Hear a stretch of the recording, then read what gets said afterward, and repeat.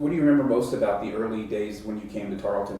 What were some of the things that just really stick out about the early times here for y'all? Well, I think the early times were is Tarleton was a non-scholarship school athletically back in that time. I think when I came here in '88, they had about 3,500, 4,000 students, maybe. I mean, it was at that time, our campus was growing still. I mean, they used to use this word as it was the best kept secret in Texas, which I never really cared for that because I wanted to be the biggest visibility that Texas has at the university.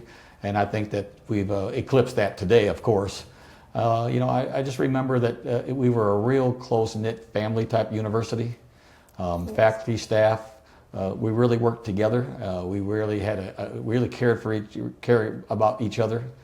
I think that's one of the things I liked the best about the university. We were a family back at that time, and we were growing through. We had growing pains together. We saw where the university could one day go. I had some goals as the athletic director where the university could go.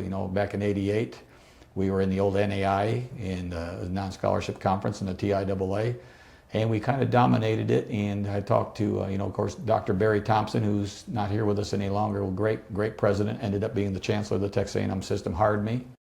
And then Dr. McCabe came in, and he and I talked, and we decided we needed to look to how we could advance the university athletically, because athletics is sometimes, people don't like to hear this, but it's the front porch of your university.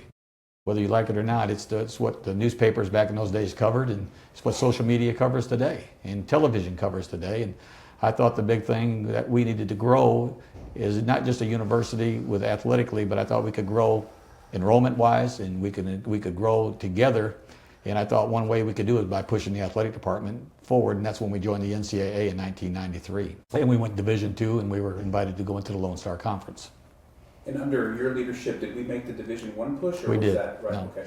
So, I had a dream one day that we could be a Division I university, and, we went through the Division II, we went through that transition. That was a 2-year transition back then, and became full members of Division II in the Lone Star Conference with all the other great universities in Texas that we competed with. And then when there was another presidential change, when Dr. McCabe and I actually looked in 2002 about going Division I, and we explored it, and we looked at it very closely, and we felt at that time we weren't quite ready. And then when Dr. DeTavio came in, I went through 4 different presidents. Okay. And so Dr. DeTavio came in later on, and in about 2012, we started looking at Division I again, because we were growing at that time. We were getting, we were being very successful athletically. We were going to Final Fours, Elite Eights. All of our programs were very, very successful. And we were looking to can we make one more jump that would give us tremendous visibility, not just statewide but nationally.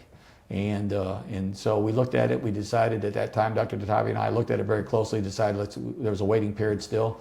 And then of course when Dr. Hurley came in, I think it was in 2019.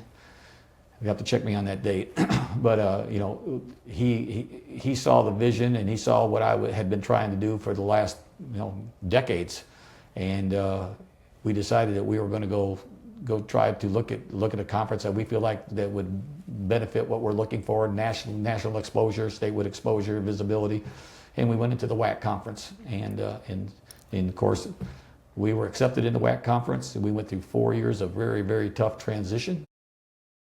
I was told, I've seen many times, I had a peer review team come from the NCAA. I had a peer review chairman from the NCAA. And when we came down to the final meeting in Dr. Hurley's office, I was happy to say that he said this might be the best transition that he'd ever seen in all the transitions he ever did.